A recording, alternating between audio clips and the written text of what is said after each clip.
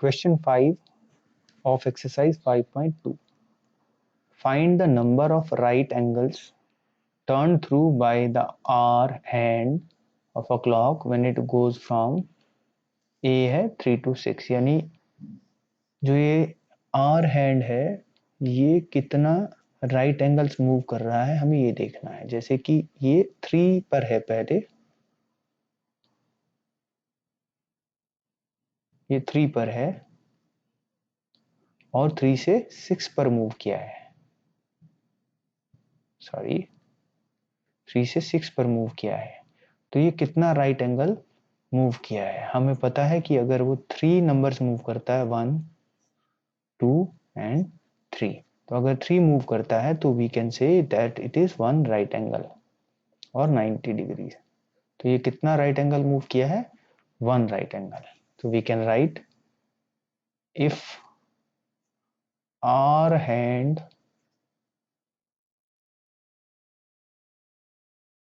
is at 3 and goes to 6, then it will move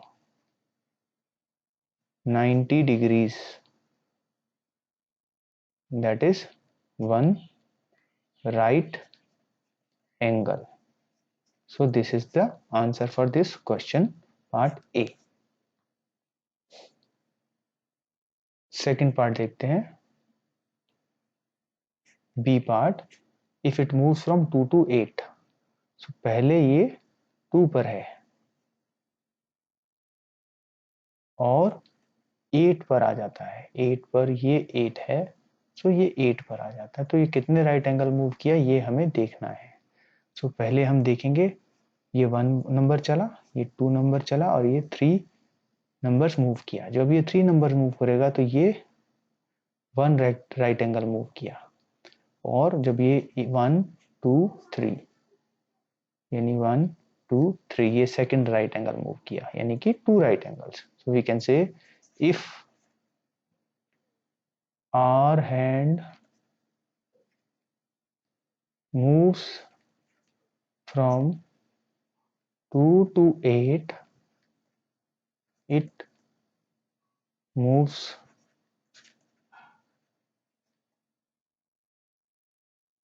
180 degrees or 2 right angles.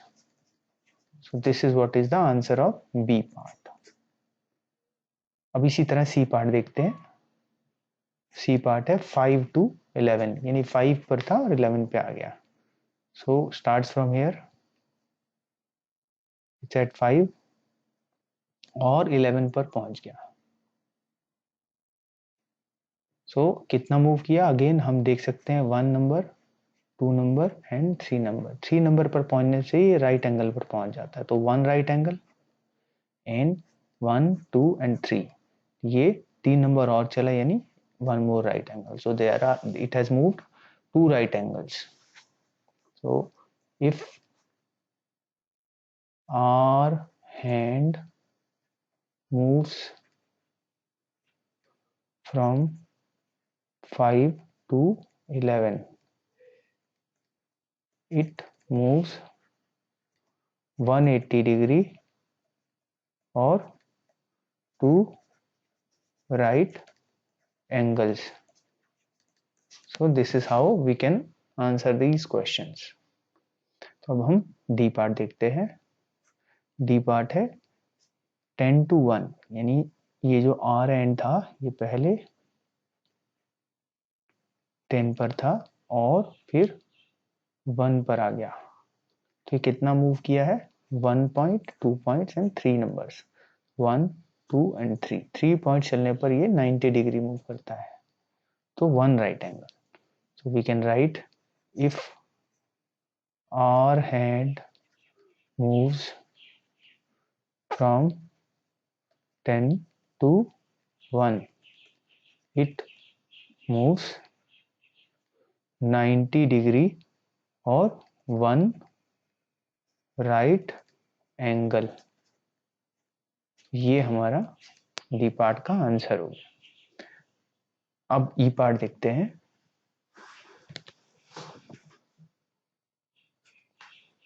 E part है from 12 to 9, सो 12 पर है और 9 पर आ गया, लेकिन ये मूव कैसे करता है, ये क्लॉक है इसलिए क्लॉकवाइज डायरेक्शन में ही मूव करेगा, तो ये ऐसे मूव करेगा और 9 पर आएगा। ये ऐसे मूव नहीं करेगा, ये मूव नहीं करेगा, ये मूव करेगा ऐसे।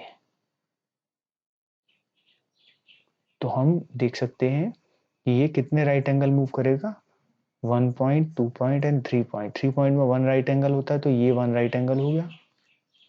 देन अगेन 1 2 3 पॉइंट्स में सेकंड राइट एंगल हो गया।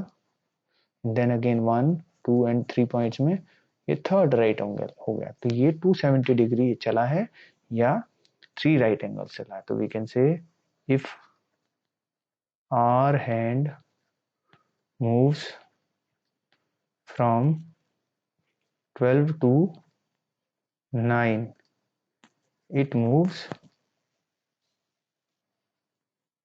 270 degrees और 3 right angles। ये हमारा आंसर हो गया क्वेश्चन 5E का। नेक्स्ट है एफ पार्ट। तो एफ पार्ट देखते हैं। एफ पार्ट है 12 to 6। तो पहले जो आर हैंड है वो 12 पर है और फिर वो 6 पर आ जाता है, तो वो मूव करता है ये। तो ये एक स्ट्रेट एंगल है और ये कितने पॉइंट मूव किया है, 1 2 3 पॉइंट मूव करने पर 90 डिग्री हुआ, ये 90 डिग्री हो गया। और फिर दोबारा से 1 2 और 3 पॉइंट मूव करने पर दोबारा 90 डिग्री हो गया, यानी कि 2 राइट एंगल्स हो गया। तो we can say if from 12 to 6 our hand moves, then it turns 180 degree और 2 right angles।